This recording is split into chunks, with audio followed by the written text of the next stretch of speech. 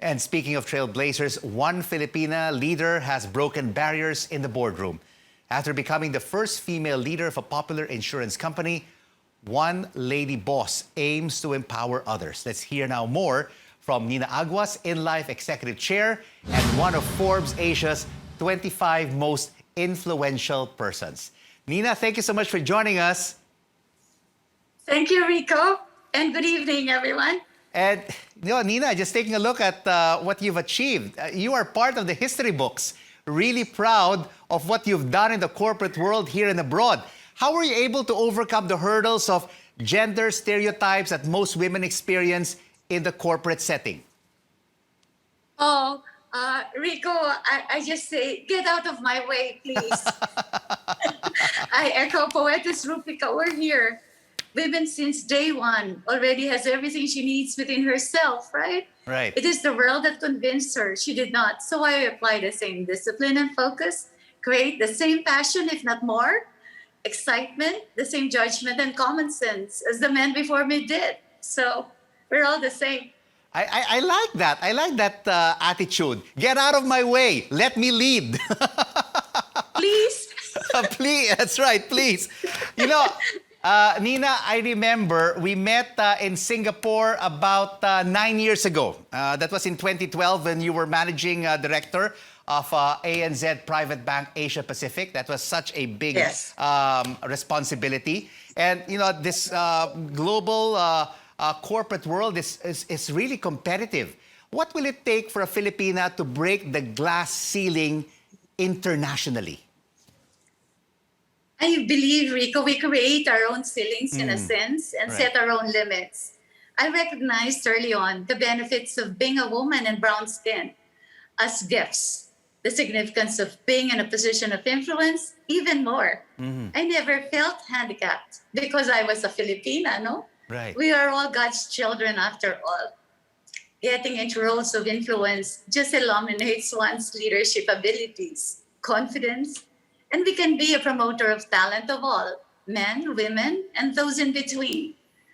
You become an inspiration, an idea, I think, a possibility to other people. So I use my being a Filipino woman as an advantage. Absolutely. I mean, it is an advantage not only here in the country, but around the world. And Nina, you have been a catalyst for gender equality and women empowerment. And you have an advocacy called Inlife Sheroes. I like that, Sheroes, which empowers every woman to become self-reliant and financially independent. They don't have to depend on others to be able to save, to be able to spend. That is very important in the world today. Yes, it's part of my work with the World Bank as a member of the advisory board for gender and development. So we work together and they looked at the private companies that could do that for them. They've done the same thing, looking at the uninsured and underinsured in Europe, in the emerging countries in Europe, as well as some of Pakistan, for example, or India. And they thought that we could do it. And now we are the benchmark. And I think we've been so successful. And really, the World Bank is so very proud that a Filipino company is showing the world how to do it. So it's there's a bit of structure in it. We created Inlife Sheroes. Sheroes was my idea. He for she becomes a hero. Yes. And it has 4 pillars, actually.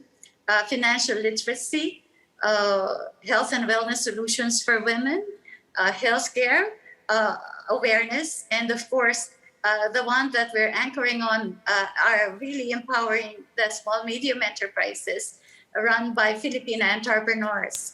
So we have very structured programs for them. We had to induct it formally, and hopefully it will become a business segment sometime very soon. So our targets, for example, to touch 1 million lives in 3 years.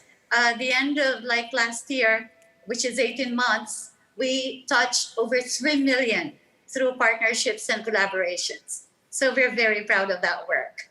Absolutely. And it is really empowering women here and abroad. And tell us if you have three role models, three female sheroes, who would they be, Nina? Well, one is mother, of course. She's a Kapampangan mother, so you can just imagine she taught us everything. Uh, and then, of course, I've been very attracted to Margaret Thatcher because I met her personally, as well as Michelle Obama. And I like their spoken words and the way they like conduct themselves, and very good example of who we could be as women leaders. And, you know, Nina, you have succeeded not only in the Philippines, but also internationally. If a Filipina executive comes up to you and asks for your advice, how do I succeed in the corporate world internationally and be a Nina Aguas? What will you tell her? Well, I think you need balance. No, I say I am a better worker or a better leader because of being I am a mother, no, and then a better mother because I have like my career that I can like hang on and say, you know, it is who I am. My whole self has to come to the table in everything I do. But to everyone, speak your intelligent mind, create and add value so you get an invitation to the table. Show your brilliance with your arguments without having to put all your emotions or drama into it. Decision makers, Rico, will recognize a great idea when it's coherent, it's rational, and strategic. You know, there are economic dividends to having women come to the table of leadership and influence. So just be yourself. I've always marched to the beat of my own drum. And don't look sideways or like next door or behind you. Just keep moving forward and forward. If you stumble, pick up yourself and walk again. Nina, you continue to make us proud, and please continue to trailblaze for many Filipinas around the world. Nina Thank you, Aguas Rico. is the Executive Chairman of Insurer Life.